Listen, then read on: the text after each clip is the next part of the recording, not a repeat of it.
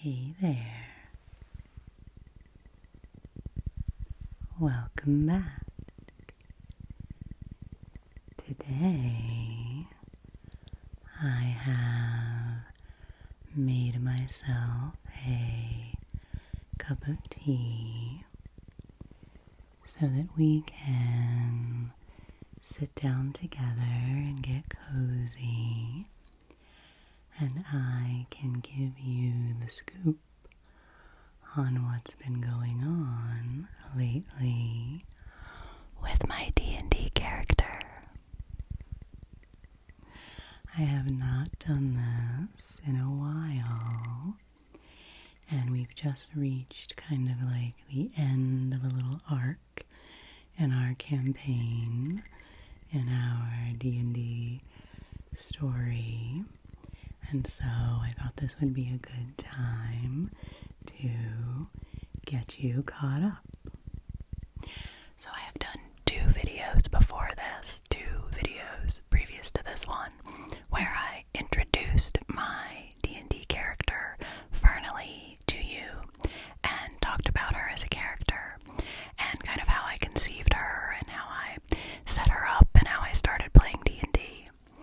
And then I did a second video where I talked more about what was happening plot-wise in our campaign. And just as a little refresher, if you haven't seen those videos, we have a 3-person party in our campaign, and this is my first time playing D&D and Justin's first time playing, so we are both first-time players.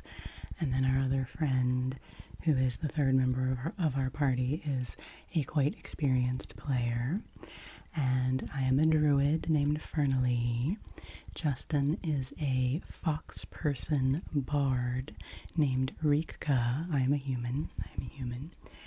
And our 3rd character is a barbarian who is kind of a tree being, which is very cool. Very cool. And so if you want more details kind of on our story and how we got together and what we're doing, feel free to go back and watch those other 2 videos. If you are a person who is into D&D, I am really glad to be able to kind of share this with you, because you know, if you're a player, how exciting it is to have the story move along, and how cool it is to be able to talk to other people about it who are interested and want to hear what your character is doing. And if you're a person who is not into D&D and, you know, the details of this are not as interesting to you, then you can certainly just use the sound of my voice to help you drift off into sleep and just, you know, kind of tune out and zone out, and use this as a nice talking you to sleep type video. And, you know, even if you aren't a D&D player, it's still, you know, this is a pretty good story. It's a pretty good story. So I'll share some of the mechanical details as I remember them, but it's really all about the story. I am drinking a cup of lemon balm and violet tea. These are flowers and leaves. The violets are flowers, the lemon balm are leaves that I gathered from my garden last summer that I have dried, and it makes a lovely tea, so I'll take a sip. And this is the mug that I made myself in my pottery classes. It's been a year and a half ago, whenever I did that, and I'm very proud of this mug, and it's very cozy. So, cheers. If you're having a beverage too, then cheers to you.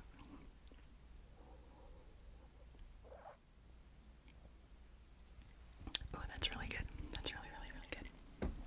Okay, so when I last left off with you, with Fernally, she was about to embark on a mission where she and Rika were going to be attempting to sneak in to basically a government building, into an embassy of one of the nations that is part of this world that we're in, to try to find some information, some evidence related to some of the things that we're pursuing in our party. We're looking for the source of some evil things that have been happening in these lands, and we've been following a few different threads, and one of them has led us to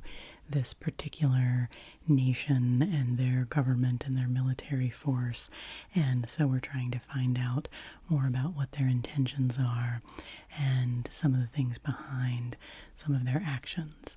So while the third member of our party is with some NPCs and engaging in some official business at the embassy, Justin and I, Rika and Fernalee, have taken on the task of kind of sneaking around to the back of the building and trying to get in unseen and see what kind of clues or evidence or things that we can uncover. Specifically, one of the things we were particularly looking for was a magical communication device, which we didn't know exactly what kind of an object it was or exactly what we were looking for, but we were hoping to find that so that we could possibly intercept some communications that were going on about some of the things that we were trying to solve.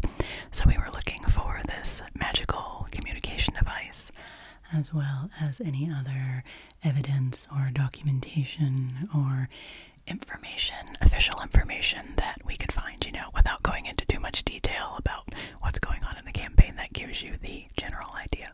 Because the fun part, the part I really want to share with you, is the details of Justin and I being sneaky, because it was really fun.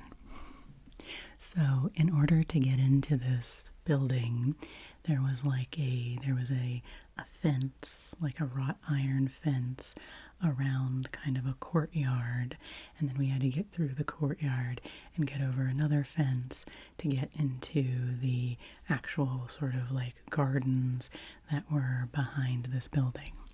So Justin's character, Rika, had recently acquired the invisibility spell, so she was able to make herself invisible, which was really cool. First time that she had done that in play. And I decided to use my wild shape ability to transform myself into a cat. And I had looked at a bunch of different animals and looked at like what their stealth, what their levels were like for stealth, because we knew we were going to be doing a lot of sneaking, and so I wanted to use a creature, obviously that was small, so that I would be unseen, and also one that had a high stealth modifier.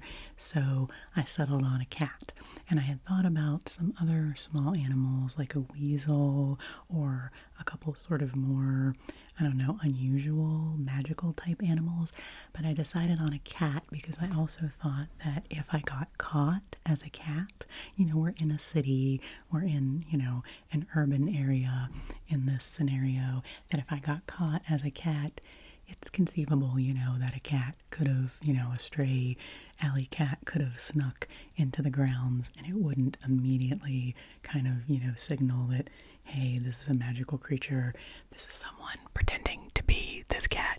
I thought I could be more unobtrusive as a cat.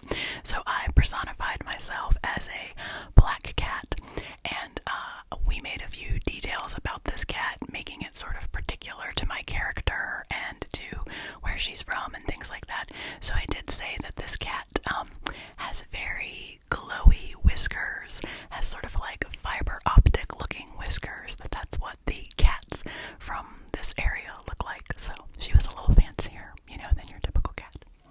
So Justin and I'm trying to think of the details of this because we began this arc actually quite a long time ago.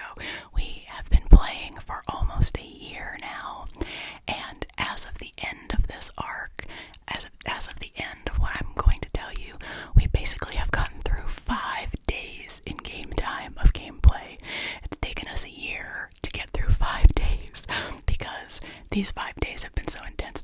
My character is a farmer by trade. She's a farmer who has traveled from her homeland to the city, and this is like the first time she's ever been in the city. And she's had a heck of a first week in the city, fighting a lot of different creatures and having a lot of different dramatic things happen. And every day has been pretty jam-packed. So it's been quite a 5 days. So anyway, in actual real time, it's been, I don't know, a couple of months ago that we started this part of the story. So I'm trying to remember the details, but Rika and Fernley in their invisible and cat forms were able to do pretty well. We rolled pretty well that we were able to get up over to sneak through and get in over the initial fence. I think that went pretty smoothly. And then when we were trying to get into the actual courtyard, one of the things that I remember is that I, as a cat, I climbed up a tree and was able to get up onto the top of this wall, but then there was no way for me to get down the other side other than just jumping from a pretty high height where I would have, had some damage. And Justin, because his character Rika, she is a fox person, she is quite dexterous. She has a very high dexterity and is very nimble and, can do acrobatic things. And so she had a pretty easy time getting over this fence and was on the other side. And so one moment in this that I loved was, our GM was like, okay, so what are you going to do, Fernley? How are you going to get down from here? And I said, okay, I am going to, as a cat, jump off of the fence, and I'm going to have Rika catch me. And just in case any guards or anything are looking, and I don't want to look too suspicious, Rika is going to catch me in midair and then very gently and swiftly put me down on the ground so it looks as though I was jumping all the way down to the ground. And our GM was kind of like, okay, cool, let's see if this works. And so, I rolled for it and we were able to successfully pull that off. So that was one of my favorite moments, was me leaping off a fence and Justin catching me and gracefully guiding me to the ground.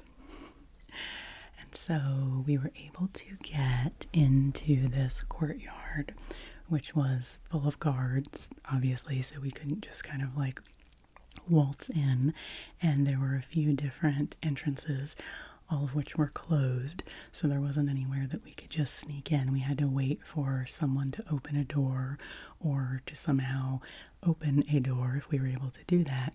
So we're kind of sneaking around in the courtyard, and Rika, being invisible, still had to be doing stealth checks to make sure that nobody was noticing her. And there were a couple little close calls where she kind of like, where she didn't roll very well and she brushed past someone and they, felt that something was there, and some of the guards came to investigate and that kind of stuff. But, no one could see anything, and everybody was just, kind of like, oh, okay, this person's just, hallucinating this or whatever.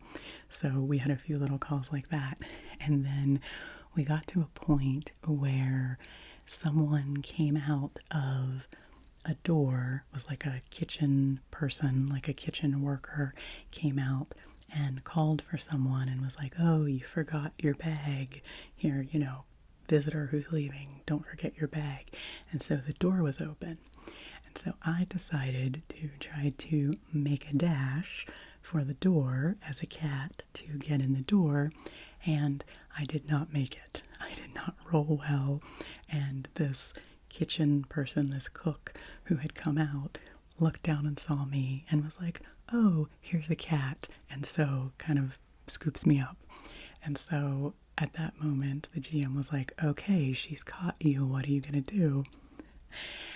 And I said, okay, I'm going to put on my biggest, cutest anime kitty eyes, and I'm gonna purr and be like the sweetest, cutest cat that I can be, and hope that maybe this person will take pity on me and take me inside the building of their own accord. And so I rolled very high on that. I think it was a persuasion check. And so this member of the kitchen staff was like, oh, what a cute little kitty. Oh, you're so sweet. Do you just want some cream? You want some cream? Let me take you into the kitchen. So she takes me into the building that we're trying to sneak into.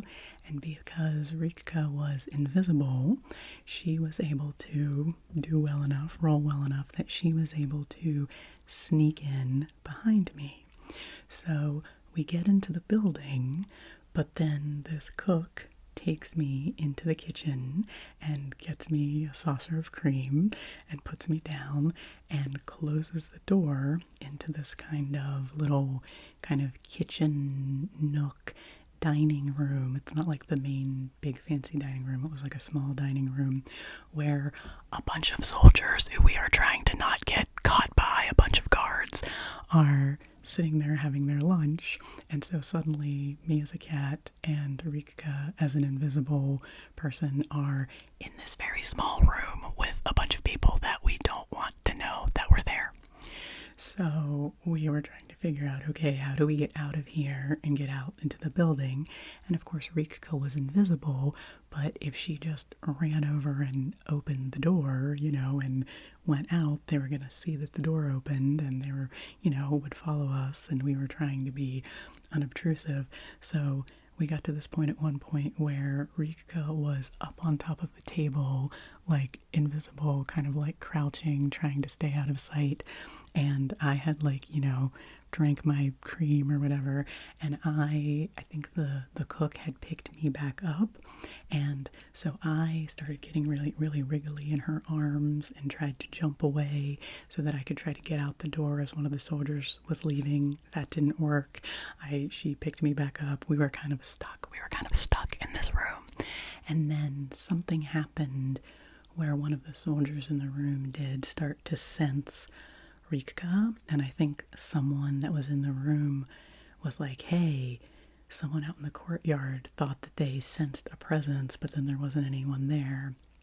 And so the soldiers in this room kind of started to get suspicious, and they were like, kind of searching around the room. And, these were just regular soldiers. They didn't necessarily have any magic that they could detect us with, but physically they were, feeling around to see if they could find anyone, poking around with their swords. And so Rika, Justin, is trying to stay away from them. And, so we're racking our brains of okay, how are we going to get out of this? So what I ended up doing was I have telepathic connection with my familiar, Thane. And for those of you who maybe have not heard me talk about Thane before, Thane is a barred owl, and he is my familiar, but he's also sort of my boyfriend. He's my owl boyfriend. He's kind of like my love interest, which, is an interesting twist on a familiar, which my GM said that they have never really seen before. They've never really seen someone have a romantic relationship with their familiar, and so I'm actually kind of proud of that I came up with that. I had come up with the character of Thane to begin with, and I didn't really know enough about the game to come up with the idea that he would be my familiar. But then as we were developing the character and everything, my GM was basically like, oh, he's like your animal companion. This kind of sounds like he's your familiar. So that has evolved, and I've talked about that more in other videos if you're interested in the evolution of my, romantic tension with Thane. But what we did in this instance was I was able to telepathically communicate with Thane, since we have that connection, and he was kind of hovering outside, keeping an eye out, watching for things for us outside. So I had him swoop down to one of the windows in this kitchen room and start making a ruckus, outside the window, and flapping his wings against the window and pecking on the window and stuff. And so of course all of the guards are like, oh my gosh, what's that? It's it's a bloody owl, what's going on over there? And so and the kitchen person who was holding me shrieks and throws me in the air, so I kind of go flying across the room. And at this point the door was open, I think, already. So in this commotion that was created, both Rika and Fernley were able to get out of that room and get out into a corridor and keep moving through the building to get closer to where we wanted to get. So that was a really fun scene to play. That was, kind of wacky. I feel like this whole part of the arc, it got more serious later on, but while I was a cat, it was all very sort of wacky. It was kind of wacky and fun, and it kind of reminded me, if you're an anime fan, you know how in an anime there will often be those scenes where all of a sudden things kind of like get really wacky for no reason, and it'll be like do do do do do do do do do do, and everybody's like chasing each other and stuff. It kind of felt like that. So, okay, I'm gonna take a sip of tea now. Get to the next part. I get really excited when I'm talking about this, so I don't know how ASMR it really is, because maybe I'm talking too fast and I should slow down a little bit. So we'll take a little tea break right now because I'm using up my throat power already. Okay, I may have had to edit out a little tea slurping there, but I am going to try to keep this video as unedited as possible. I think I might actually move my mic a little closer. And you all are always telling me how much you like when I switch between whispering and soft speaking. And I kind of just do it naturally. I kind of can't help it. It's something that I've always done naturally. When I'm rambling, I have to really think about it if I want to do just one or the other. So I'm kind of going with that in this video. So I hope you enjoy that. So once Fernley and Rika got out of the kitchen, then we were able to, get away pretty quickly there. I think they did follow us, but we weren't. They didn't follow us because they hadn't seen us specifically, but I think they did come out into the hallway, but didn't, detect anything, so we were able to move quickly along this hallway. We were able to get into this bigger dining room area and move through that, and we saw a couple office spaces. We overheard a few conversations that were interesting to us, and then we were able to sneak around to a stairwell and evade a guard who was at the bottom of the stairwell and get up this stairwell to the second level of the building, which is where we were trying to get, because first of all, we knew that the administrative offices were on the second floor of the building, and secondly, I knew I wanted to mention this because I like to tell you when we use specific spells. For the first time, no, not for the first time. I had used it before. But in this instance, I was using locate object to try to find this magical communication device that we were looking for. I had just said that I was looking for an object that could be used for magical communication, and that was enough, at least from my GM's point of view, that I was able to zero in on this object, and so I knew it was on the second floor of the building in a corner office. And so at this point, it was on the opposite side, like we had come up the stairs on this side, and then it was actually all the way on the other side of the building. So we were going to have to move through the second floor of this building to get there. So we embarked on doing that. We had to move through maybe 3 rooms, 3 areas, 3 sets of rooms, sort of 3 corridors to get there. And so we gathered some information as we went along. In one of the areas, they were preparing some guest rooms for some visiting dignitaries, visiting important people who were going to be coming, and we were able to overhear and eavesdrop and gather some information about those people, which was useful to us and something that we stored away for later. And because Rika was still invisible, she was able to go into some of the rooms and sneak around and things like that. But of course, we did get to a point where at one point we were just in this big kind of open middle room where there were stairwells that went down to the main floor, to the main entrance of the building, where there were guards and there were a lot of people around. And I was a cat. I was a sneaky cat, and I was rolling pretty well on my stealth checks, but that's not always gonna last forever. So eventually, one of the household staff people did see me. And so what was really fun is, in this world that our campaign is taking place in, there are quite a few different nations. It covers a wide geographic area, and because our GM is such an incredibly creative person and an amazing actor, they do, different voices and different accents from people who are from different regions of this land that our campaign is taking place in. So the embassy, the nation of the particular embassy that we were in is a northern nation, and our GM has conceived them as basically having kind of like Russian accents. So all the people that we were encountering in this building as NPCs, they were doing Russian accents for. And so at one point there was like this sort of like cranky, elderly head of housekeeping type woman and a young man who was her assistant who were trying to get these rooms ready for the guests, and they spotted me, this cat, running around, and it was like, why is a cat supposed to be there?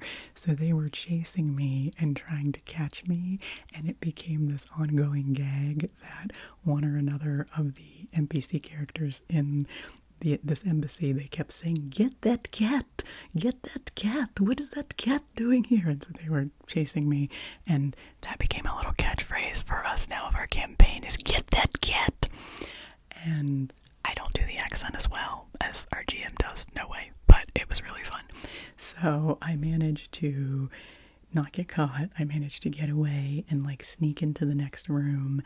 And at one point I was hiding behind a piano and then hiding behind a couch and, just being a cat and hiding in all these different places. And meanwhile, Rika, who is invisible, and so obviously no one can see her, just keeps following along behind me. And like if someone would open a door and I would run through, then she would kind of go through too, but she had to do it in a way, that no one would detect her. So there was one time when she was trying to go through a door and she did not roll well on that, on whatever kind of check that was to get her through the door on time, and her tail got caught in the door, and so she kind of let out like a little yelp, and everyone was like, what was that? Like, where did that come from? So we definitely had some moments where, we were nearly detected, but we ended up getting through this room. Like I kind of went around the perimeter, like behind the furniture, and while all that was going on, we were continuing to eavesdrop on some of the dignitaries and high-level officials that were like hanging out in this lobby room type area that was outside some of these office suites. And so, again, we were gathering information, we were paying attention to what was going on.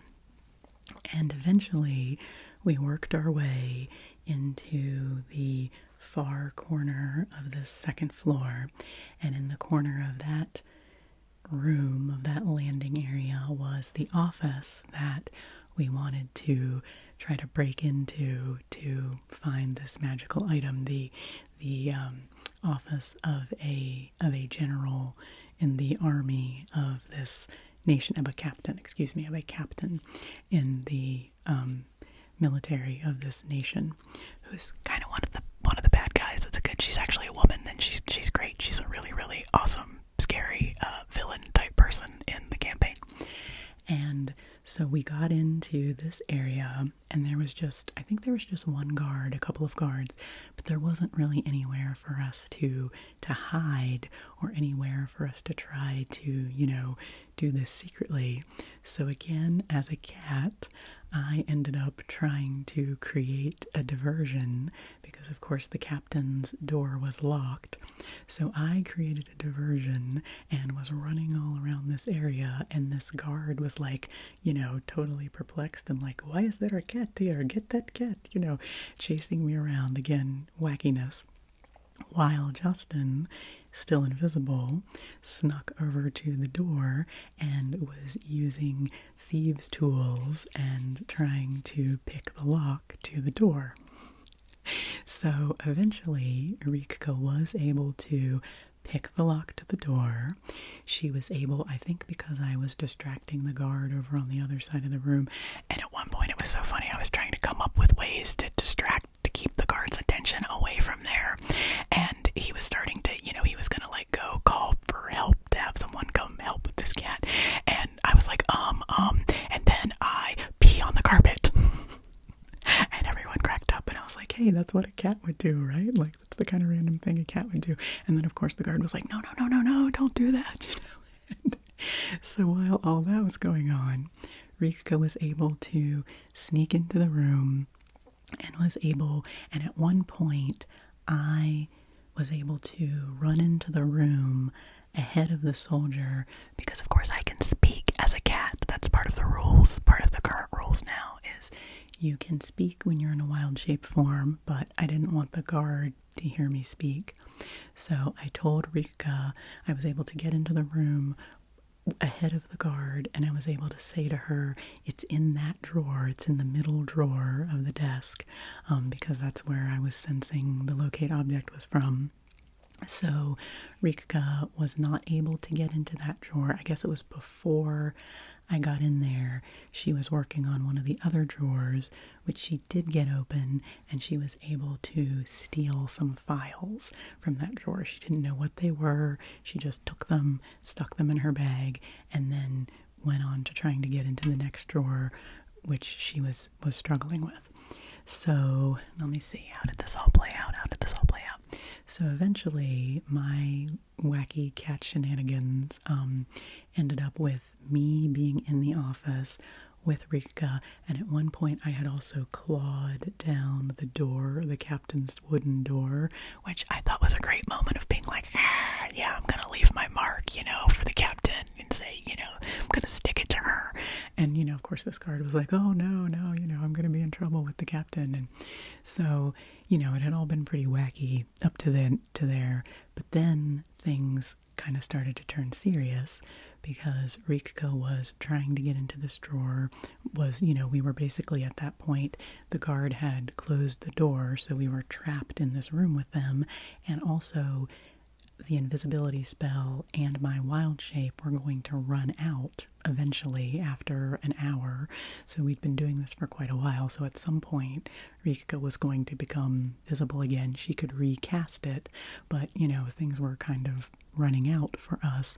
And so Rika made the really bold decision that while the guard's back was turned to her while he was dealing with me, that she was going to attack the guard and try to knock them out. Because then if he had been knocked out, then we could have just continued what we were doing, maybe put him in a closet or something and then went about our business. Well, he was actually pretty well armored, more so I think than she realized. Looking back on this, Justin was like, yeah, that was not the best decision to attack the guard. I probably shouldn't have done that. But that's the beauty of D&D, is that even when you make a bad decision, it leads to something interesting in the story. And, that's the best part. So Justin tried to knock out the guard. It didn't work. At that point, I think I might have turned back into myself, back into my human form, and I tried to knock out the guard, and that also didn't work. And so at this point, the guard had seen both of us. And I mean, for me, I'm a human. It was not so good that he had seen me, but he had seen Rika, and Rika is one of very, very few fox people in this city. And she also has a little bit of a reputation with the police, because when she first came to town, she got into some trouble for pickpocketing and things like that she was doing to help herself survive. So it wouldn't have been very hard to figure out, hey, who is this fox person who was breaking into the embassy? So once he saw us, things got pretty serious, and we were like, okay, we got to get out of here, and we got to protect ourselves. And so I, at that point, kind of my whole joke as we were going into the embassy, I had been like, well, if things get too crazy, I'll just turn into a bear and rampage out of the place. And that is actually what I ended up doing. I used my second wild shape, and I transformed into a brown bear, which I was really excited about. And I basically, went into mama bear mode and chased this guard out of the office. so that Rika would be able to get out and sneak out the back. I didn't know exactly what she would do. She tried a little bit longer. She gave it like one more try to see if she could get the drawer open to get the magical object out. She could not do it, so she eventually gave up because she didn't want to get caught. And so I guess at this point, yeah, she had recast invisibility because she had two slots for that level, for second level spells, that she could do invisibility twice. So she had re-invisibilized herself, and she snuck out and went down the back stairwell that was on the other side of the building, that was like parallel to the one that we had come up. My throat is getting a little scratchy from talking about this. I promise we're nearing the end. We're nearing the end of this little arc of our drama. But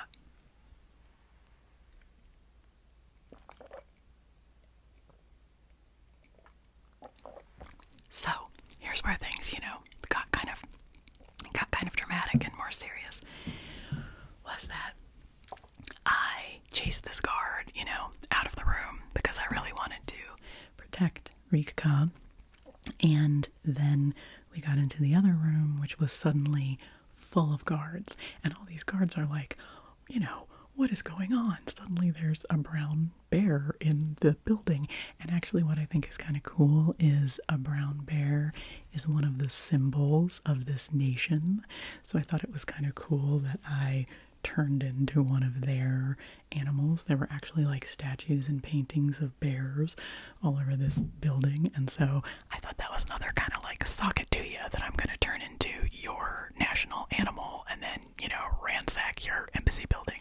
And so of course all these guards, who are basically soldiers who are on duty here, start attacking me because, they're like, what is this bear doing? And so they're attacking me, and so I had to fight back against them, and I actually ended up, with my clawing and my biting, etc., I ended up killing the guard that had been the one that saw us. And so in a way that was good, because now there was no one who had seen Rika, so there was no one who could incriminate her or know that she had done that. So Fernley was relieved because she knew now Rika would be safe. But Fernley is also not by nature a violent person, and I'm one of those characters that, does not really like to kill people if I don't have to. And so that was very conflicting for her, and it's this thing that is a theme with Fernley's character, that as she takes on these wild shapes and she becomes a wild animal, and then she has to balance like her human ethics and values with the instincts of a wild animal, which are part of what comes up in her as she takes on these forms, and balancing that. And in this moment, she was very much in this instinctual animal state of wanting to protect the person that she cared about. And, I was kind of just like on a rampage as a bear. So that was something that as a character I came back to later, and I'm kind of reckoning with the animal instincts that my power is bringing up in me, and how do I balance the type of person that I want to be, and how I want to create as little harm as I can, even while I'm having to defend people and fight against evil.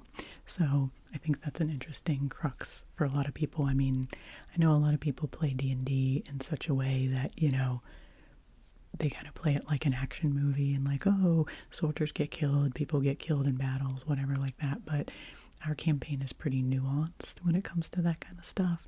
And so that's just an interesting crux for me as a character, is balancing those different parts of my power and my fighting style, and just how I want to move forward as a warrior, while also balancing all the other parts of myself. So anyway, at that point, I'm stuck in this room, like a living room, as a brown bear with like half a dozen guards coming at me, and I don't want to keep fighting people. I don't want to hurt anyone else. I just want to get out of there.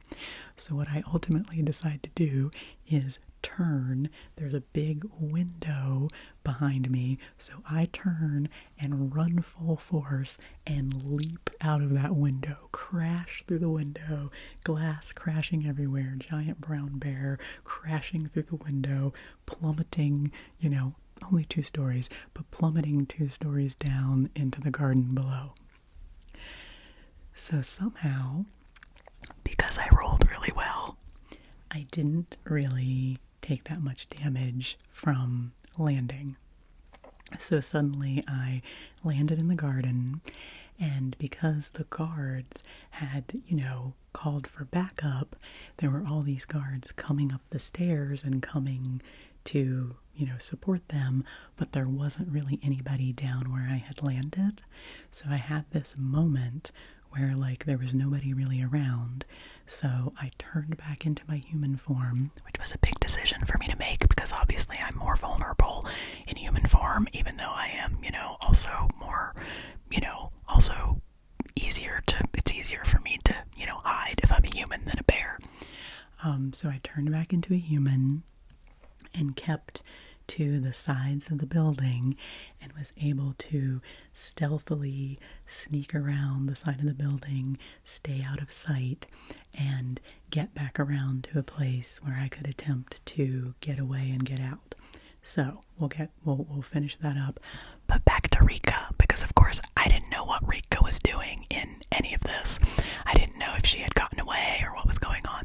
So while I was rampaging as a bear, Rika was sneaking in her invisible form down the other staircase to try to escape, and as she's coming down the staircase, bad guy captain, villainous, really cool captain woman is coming up the stairs. And so Rika had to try to maneuver past her invisibly, which she did, but this captain has some really cool powers of perception and has some high-level spells, which we're just coming to understand, and the captain could obviously sense that something was there, that someone was there. So there was this really cool scene of Rika trying to evade the captain's perception, and the captain's swinging her sword around in the room trying to find who's there, and Rika trying to get away and be as stealthy as she can. And so eventually she did get away. Eventually Rika was able to come back out into the central part of the building, and she basically ended up meeting up with our other party member who was with these NPCs who had been in the embassy on official business, and they had completed their business, and they were kind of out in the garden area where we had come into. I was at this point, I think I might have said I was in the garden. I was at this point actually in the front of the building. They were in the back of the building. And because she was invisible, she was able to sneak out with them, and our third party member, who is a tree person, kind of like an ant in Lord of the Rings. It's more complex than that, but just, to give you a visual, like a big tree person. Rika was able to climb up into their branches and remain invisible, and they were able, through some cunningness, I would say, through a series of deceptions and good rolls and persuasiveness with some guards, they were able to get out the back and sort of get away from the scene of the chaos. And so at this point, I knew that they were safe because I had Thane kind of patrolling the area, and he saw them and knew that they had gotten away and made himself visible to them as a signal for them to know that I was okay, because of course they can't communicate with him, only I can. So he was just like, hoo, hoo, hoo. But kind of as a symbol of hey, Fernley's out of here. So they knew I was safe. But then I had to get out of the outer perimeter of this compound that the embassy was in. And so, of course, at this point, there are guards everywhere searching the grounds because there's been this disturbance. A guard has been killed. There's been a diplomatic incident. There's been a bear on the rampage. You know, a lot's going on. So at this point, there are a lot of guards. So I am evading the guards, kind of staying, you know, just a few steps ahead of them. I go through this wooded area. I find the fence, and I have to figure out a way to climb this fence. And my character, Fernally, is not the most dexterous acrobatic person. She is tall and stocky and heavy. She has a very high constitution score. She's very hardy, but she is not, you know, particularly strong or dexterous in you know, a way that's gonna like help her leap over a fence. So I was trying to think creatively about how I could get over this fence, and one of my cantrips is Thorn Whip. So I was like, hey, can I use my Thorn Whip and whip it against the fence and wrap it around the fence and use it to pull myself up and help me get over the fence? And my GM was like, rad, that's great, sure you can, let's see if it works. So I did an attack roll, basically to like attack the fence to see if I could get the Thorn Whip around it.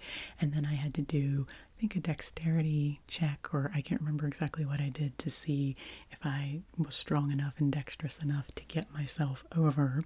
And it actually took me 2 tries. I failed on the first try, and the guards were like, you know, looming up on me, but then the guards kind of rolled poorly, so it was taking them longer to get there. And so I tried again, and so on the second try I used my Thorn Whip and I got over the fence and I was able to get away. So that was our big adventure of sneaking in to the embassy. We didn't really sneak out of the embassy. We did cause quite a ruckus, but we did manage to get out without getting caught. And so the coda to that story, quite a few more things happened after that, but you know, that was the really cool part of it. But to kind of catch you up to where we are currently, we all were able to meet back up after that and know that we were all safe. Obviously, a ruckus had been created, and you know, there were a lot of astute people in that embassy, and so even though no one had seen us directly, there were some dots that could be connected, and we figured that we were probably not that safe and that we probably should get out of town. And that had kind of been the next step of our plan anyway, was to leave the city and travel to another place to continue exploring some leads and some things that we wanted to follow up on. But the thing that was extra cool, was of course Rika had stolen these documents, and she didn't know if they were anything important at all. You know, they could have been something completely mundane. So Rika and I, before we went back to kind of like our headquarters, we snuck away into a private kind of like green space in the city, a place where we could have some privacy, and opened up the documents. And Rika has comprehend languages, so even though neither of us speak the language of this nation or read it, Rika was able to cast comprehend languages and look at the documents. And at first when we looked at them, we were really disappointed because it looked like they were just mundane memos and bureaucratic, you know, stuff, and not anything of any importance or significance to what we were looking for. But then I cast Detect Magic on them, and when I did that, it was revealed that every single page of the documents was enchanted with a strong concealment magic, which meant that it was concealing something secret beyond what actually looked like it was there. And so we ended up, let's see, how did that all actually end up from there? So we ended up going back to the person that's kind of been my mentor and the person who's been guiding us through all of this. we showed the documents to her. She wasn't able to interpret them or lift the enchantment, but we got some information from her. And then while we were with her, some militia from the city came knocking on her door, wanting her to come and present herself for questioning. So she left with these guards. We were able to hide. After she left, we snuck back into the city to meet back up with our third party member and meet up with this other secret group that we'd kind of been collaborating with to try to share information and support each other because we had similar goals. We were able to find someone who could lift the enchantment from the documents. It was actually Rika's teacher, this very mysterious elf, this very mysterious maker of musical instruments, elf, and there aren't very many elves in this world at all, so the fact that she's an elf is really cool. And when Justin first conceived of her being an elf, our GM at first, they told us later that they were gonna kind of be like, I don't know if she can be an elf, because there aren't really that many elves in this world. Maybe she's just a half elf. But then they were like, you know what the heck, she's an elf. So it's very mysterious as to why she is an elf and why she's in this city, and she makes beautiful musical instruments. And Rika had been able to benefit from some training with her in both the sword and the song, both combat training and musical training. So for a bard, that was very cool. So we ended up being able to call on her assistance.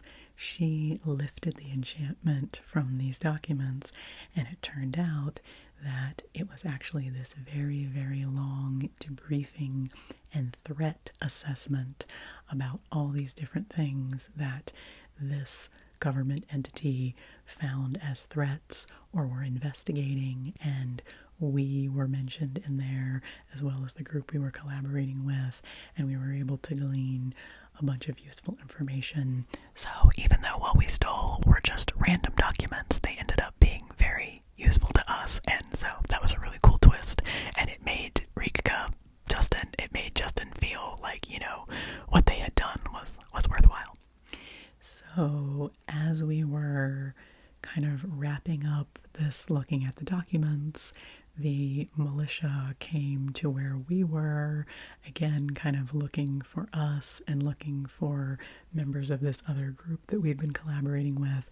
So we had a cool little scuffle there where none of us actually had to fight, but one of the members of this other group, who is a dragonborn and fights with like fire knives, which is really, really cool, kind of got into an altercation and scared away the militia who had come, and so we were able to get away and escape and make our way through town, again use some stealth and some luck to get out of the city gates, and we are now out of the city. So our next part of this journey is going to be the three of us traveling to enter this forest, which is the home of our party member who is a tree person.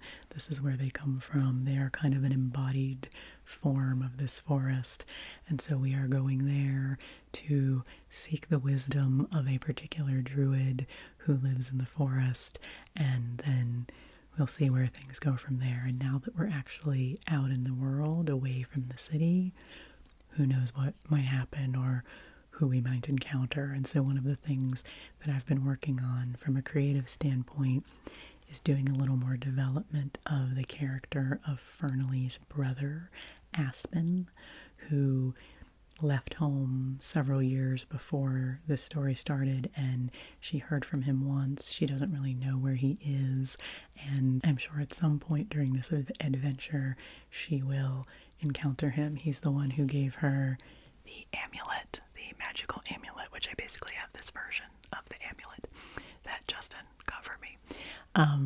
So I'm sure at some point she will encounter him, and so I want to make sure I have his character more developed, and I'm sharing that stuff with our GM so that they'll be ready when that point comes, which might not be for a long ways, but that whenever Aspen comes into the picture, that we'll kind of be ready for that. And who knows who else we might encounter. We might end up going back to my homeland. We might go to Rika's homeland at some point. But for right now, we are now traveling to this forest, and we will see what happens next. And the other part that was really kind of heart-wrenching is that Rika had to leave behind her best friend and love interest, who is kind of the guy who gave her a home in the city and welcomed her when she was new there. And they're street musicians together and play music together. And when we came upon some gold, when we were at the end of one of our battles and we came upon some booty, and Rika was able to obtain some gold, she spent her gold on buying a new fiddle for him because his fiddle had been destroyed in a battle, and that's how she ended up meeting the elven instrument maker, because she went to buy this really incredible instrument from her. And so Rika and Tinian, his name is Tinian, Rika and Tinian have had this really lovely blossoming friendship, kind of love story too. And because we had to leave the city in a hurry, she was able to send a message to Tinian to tell him goodbye and tell him that she loved him, but they had to part ways. And so now that's going to be another thing of like, when will Rika be able to come back to the city and be reunited with Tinian? Or will Tinian follow us at some point? Will Tinian show up? Who knows? This is the beauty of D&D. So that was kind of a long story and a lot of details, and I hope you enjoyed hearing it. And I hope it wasn't too stimulating. I don't know, this might not have been the best story to sleep to, but I do hope that you found it interesting. And for those of you who are D&D players, let me know what's going on in your campaigns. Let me know what's up with your characters. Let me know what you're doing. If you're a druid, let me know. That the thing about being a druid is there are so many spells, that you can choose from to have prepared. And I, had been preparing ones that were kind of specific to the mission that we were on in the city. But now that we're, going into the forest, it's like I need to probably look at some different spells. I will probably, speak with animals some more. I did that a little bit in the beginning, but, looking at some other things that I might use. And also determining, what wild shape forms I want to take. And this is maybe the last little detail for the D&D nerds who have made it to the end of this. I was looking through my cantrips, and I now have Starry Wisp, because I am Circle of the Moon. And because I am Circle of the Moon as my subclass, I can actually use Starry Wisp while I'm in wild shape. And I thought it was the case, and so did, my GM, and all of us thought that you couldn't use any spells while you were in a wild shape, which is, of course, a disadvantage to that. But now I have a spell where I can basically, shoot moon lasers, or, shoot moonbeams that give people radiant damage, that I can use a defensive spell, a fighting spell that I can use while I'm in wild shape. So now I can be a cat or a bear or whatever else I might decide to be that shoots moon lasers. So that's pretty cool. So I'll have to see when I'm able to use that and when that might come to pass. So thank you for hanging out with me. Thank you for listening. Thank you for letting me be a nerd for a little while. Things are so cold and dark and dreary here that I really needed this. I needed to have a little bit of nerd out time with you. So thank you for indulging me in that. I'm going to have to go make another cup of tea now because I'm definitely a little parched after sharing all of that with you. So take good care of yourself. If you're playing D&D these days or any other games, please tell me all the details. I'd love to hear about it. If you have any questions for me, let me know. Rest well, my friends, and I will see you again soon. I'm gonna finish off this tea.